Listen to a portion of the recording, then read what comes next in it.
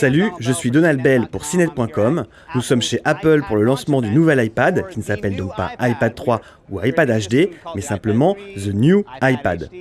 Apple s'appuie sur une logique de gamme avec un iPad 2 toujours commercialisé en 16 Go et vendu à partir de 409 €. Si vous voulez le nouvel iPad, le ticket d'entrée sera de 489 € pour la version Wi-Fi 16 Go, 589 € pour la version 32 Go et 694 € pour la version 64 Go, toujours en Wi-Fi. Ce nouvel iPad est compatible 3G et 4G LTE. Pour la version 16 Go, comptez 609 €, 709 € pour 32 Go et 814 € pour 64 Go. La grosse nouveauté de cet iPad, c'est évidemment son écran qui offre 4 fois plus de pixels que la précédente génération d'iPad. On a donc une image exceptionnelle avec une définition de 2048 par 1536 pixels, supérieure à la Full HD que vous pouvez trouver sur votre TV.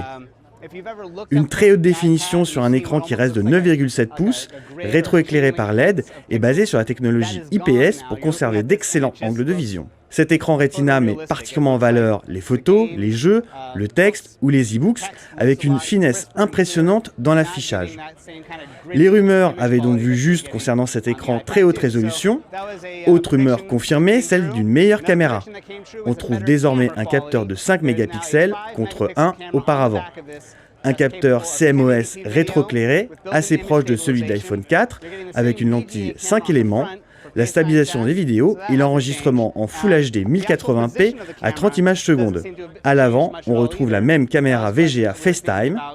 Le design ne change pratiquement pas, le nouvel iPad est légèrement plus épais avec 9,4 mm contre 8,2 pour l'iPad 2 et il est plus lourd, 635 grammes contre 601 pour la précédente génération. Vu que le design ne change pas, les smart covers sont toujours disponibles avec ce nouvel iPad. Niveau logiciel, on retrouve une partie de la suite iLife, avec notamment iPhoto pour éditer vos photos depuis l'iPad en utilisant les gestes tactiles intuitifs de la tablette d'Apple.